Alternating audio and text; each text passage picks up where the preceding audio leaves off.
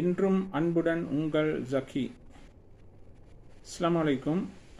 இன்றைக்கு நான் ஒரு விஷயத்தை பற்றி உங்களுக்கு தெளிவூட்டலுக்காக வந்தீரேன். கொழும்பு நகரசபை இப்போ அதில் அதாவது எதிர்கட்சியினர் எல்லாரும் சேர்ந்து ஆட்சி அமைக்கணும்னு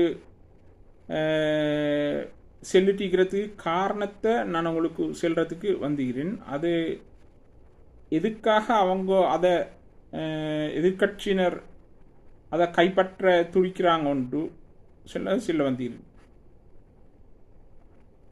உண்மையில் முழு ஸ்ரீலங்காவையும் எடுத்து பார்த்தா இந்த சின்ன சந்தையில் பிராதேசிய சபா சந்தையில் முன்னுக்கு நிற்கக்கூடியது என்பிபியினர்,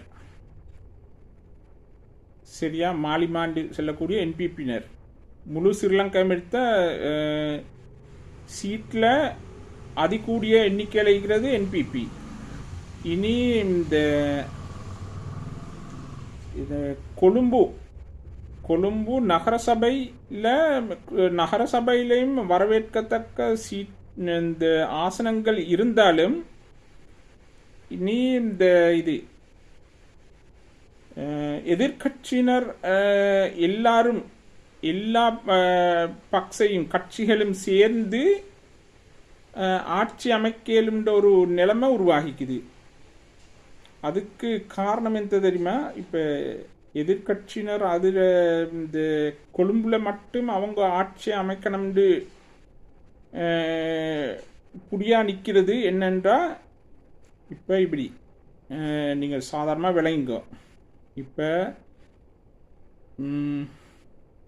இப்போ இந்த ஸ்ரீலங்கோட தலைநகரம் கொழும்பு, சரியா, கொழும்பு.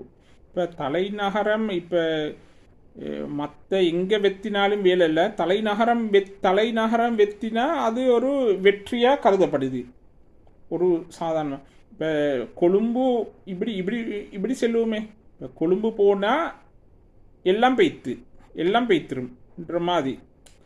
இப்போ உங்களுக்கு விலங்க செல்லணும்டா இப்போ மனிதன்ற உடம்புற எது முக்கியம்? தலை, சரியா.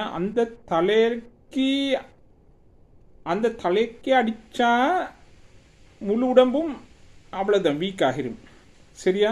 ஆனால் தலையத்தை பாதுகாக்கணும். தலையை சரியாச்சுன்னா கொஞ்சம் இப்போ மற்ற உடம்புல மற்ற எந்த பார்ட்ஸுக்கும் போனாலும் பிரச்சனை இல்லை, அதை சரி செஞ்சிடலும். ஆனால் தலைக்கு அடித்தா தலையை சரி செய்கிறது கஷ்டம்.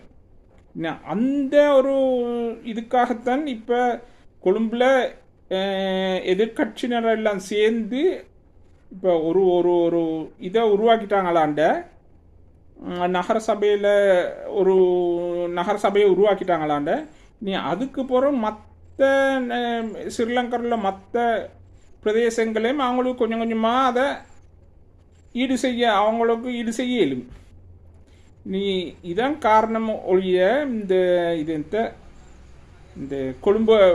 கொழும்புல ஆட்சி அமைக்கணுன்றதுக்கு இதான் காரணமே ஒழிய வேற ஒரு காரணம் இல்லை. ஏன்டா கொழும்பு இப்போ நாங்கள் சும்மா சொல்லுவோம், கொழும்பு போனால் முழு ஸ்ரீலங்காவும் போன மாதிரி இல்லையா. நீ அந்த அடிப்படையில் தான் அவங்க முயற்சி செய்கிறாங்க. ஆனால் இதுக்கு இப்புள்ள கவர்மெண்ட் இப்புள்ள அரசாங்கம் என்ன முயற்சிகளை எடுக்கிறேன்னு எனக்கு தெரியா. இருந்தாலும் அதை விட்டு கொடுக்காம இருக்கிறது தான் இன்னொரு என்பிபி கட்சியினருக்கு ஒரு பலம். இனி அதற்குண்டான வேலைகளை என்பிபியினர் செய்யணும்ன்றது தான் என்னுடைய வேண்டுகோள்.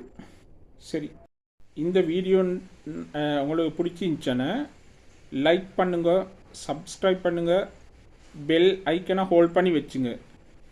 கட்டாயம் உங்களோட கமெண்ட்ஸை கீழே போடுங்க.